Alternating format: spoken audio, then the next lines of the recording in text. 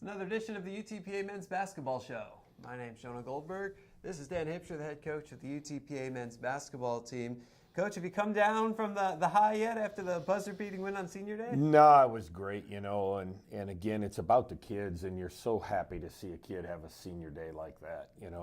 I felt bad for Shaq early. As I said post-game, he was too fired up, couldn't get one in there for a while, and then had that unbelievable finish of the game, knocking down a three and then a two to win it. And so happy for him because he's a kind of kid that he always comes to play. He might not play well at times or might not make a right decision at times, but he's always out there to compete, and it was great to see him have success like that. You've talked a lot about how confident he is. After the game, I asked him when he got the ball at the end, what was going through his mind. He just said, "Oh, it was over. I knew it was over."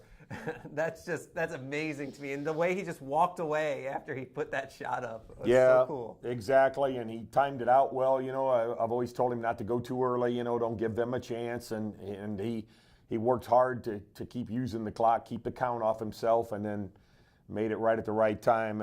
And I'll give the kid from Kansas City, he was right in his face. So it was a difficult shot, but a great one to make. And with the crowd there, and the last day of the Bronx playing in the gym, that's a pretty neat way to end it.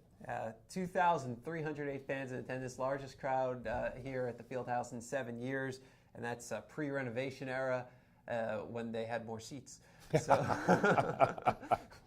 So largest crowd since the renovation, and that must have been great to be able to bring Shaq Boga out there for that pregame ceremony, and he got to wave to everybody. It was awesome. Special. That's why we tried to make it as late as possible to get as many as you can in the gym. You never know. But we had heard there was going to be a good turnout with the new, Vaqueros logos and everything being advertised, and the promotion was great. And then for Shaq's Senior Day, there was really a nice crowd out there for him. And like I said, it got him really excited. And you could tell early because he had a little trouble finding the rim there. But he got settled down and really, really did a great job for us. And that game-tying three, to me, that was a shot that did it. It was almost like you knew he was going to win it after that. And he had dished off the ball actually, and after a miss, Elijah Watson only had one rebound in the game, but that's when it happened. He grabbed the offensive rebound, and as I'll show him film today. He said, great kick out, great decision not to force up a two.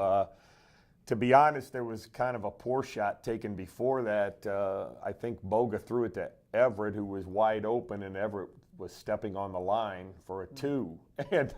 And so I guess God blessed us by that not going in, and then we kick it out, and Boga gets a three and ties the game. So, and then a good defensive stand at the other end to get the ball back, and then our chance to work out the clock and have him knock it down.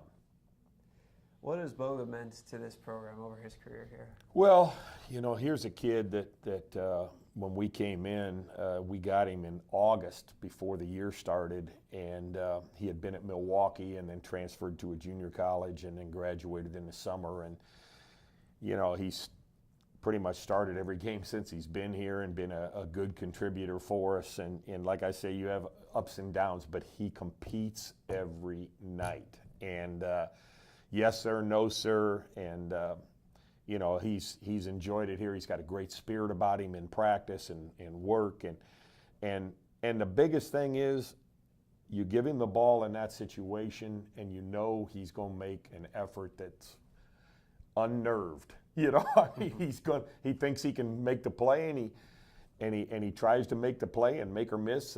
He's playing to win. So. Been a great kid, and conversely, I think the university's been great for him. He's grown here. He's doing well academically. He's going to graduate, and he's proud of that. Now, the first time you played Kansas City, it didn't go so well. The loss was a big one, and then here you turn around and you beat them. What kind of changes were you able to make? Well, the big thing, as you know, Jonah, we've talked about it, the turnovers there were brutal. We had 27 of them, many of them unforced, and the other day we played a 10-turnover game under pressure the whole game. And, so really did a better job controlling them defensively because of that. They took more contested shots, had to play in the half court a lot more. And as we know, it wasn't a real pretty game. It's a couple teams shooting less than 40%, and both of us struggling from the 3 line. But, it was a competitive, tough, hard-fought game, and we made the run at the right time to get it. And that's with Gennari. He got his bell rung in the New Mexico State game, has a big gash on his head, and he was a little out of it on Saturday, a little pale looking, but he fought through and gave us 8 for 8 at the line. So, and a couple big rebounds the second half. So, but Boga was the mainstay, 11 for 21. That's 11 makes out of our 18 makes. Pretty good for one guy. You mentioned Joe Sarr.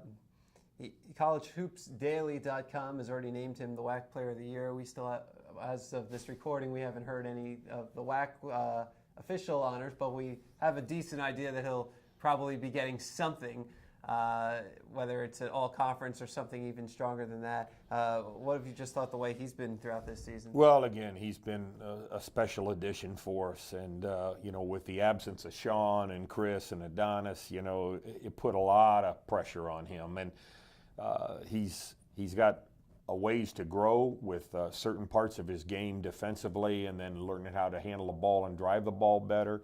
But what he does every night, he makes shots and he rebounds the basketball. And he probably has had as many double-doubles as anybody in the last 5 to 10 years, I would think, throughout the year.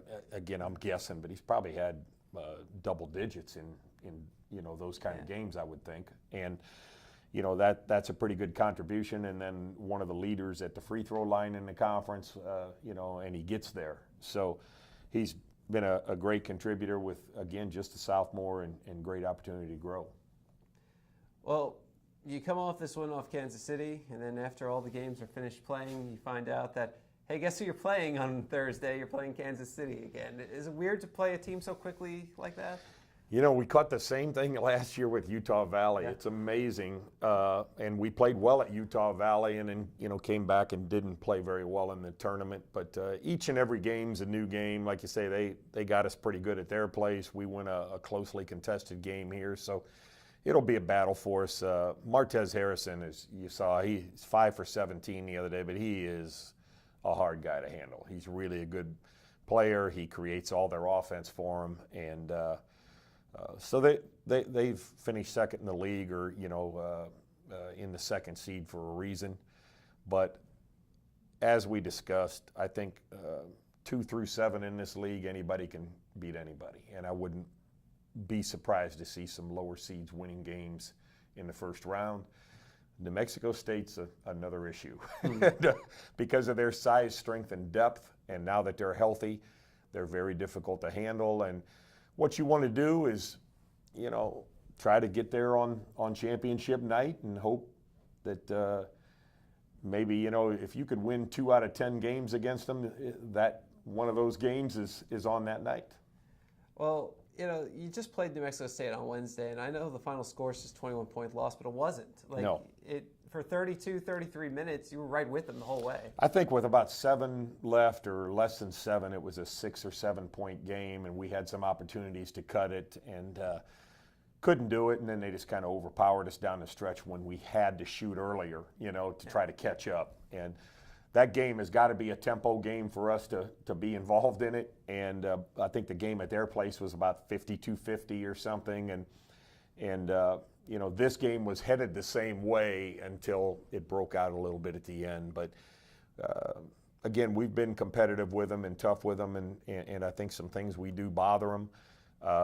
Again, JJ got hit that night, didn't have a great shooting night, and he has to against them, to be honest. I mean, it's a shame to say it, but you don't look a lot of other places to make the amount of threes and give us the play that he can give us.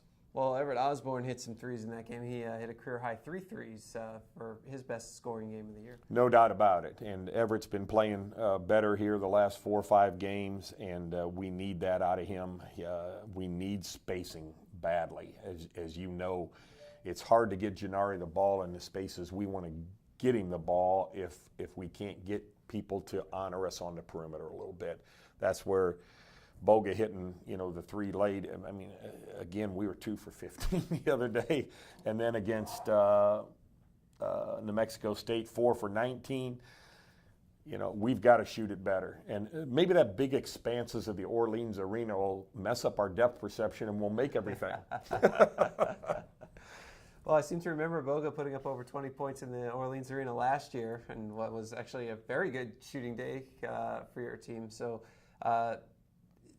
you only have 2 players who actually played in that game, but are they able to draw on that experience and maybe impart that on some of the younger guys? I think they talk about being out there and, hey, understand we're in Vegas, but we have a job to do, and it's a great environment to play in and really accessible. You stay right there, you walk over, you play.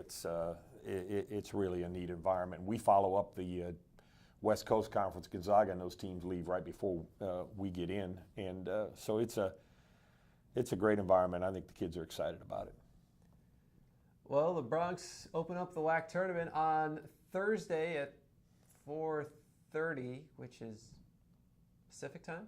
Yes, and so 6:30 Central time in against Kansas City, and then Friday, really late if you're in the Central Time Zone, 10:30, 8:30 local time, Pacific time if you're going to be at the games in Vegas against either Seattle or Chicago State, and then the championship game comes on Saturday against New Mexico State or somebody else.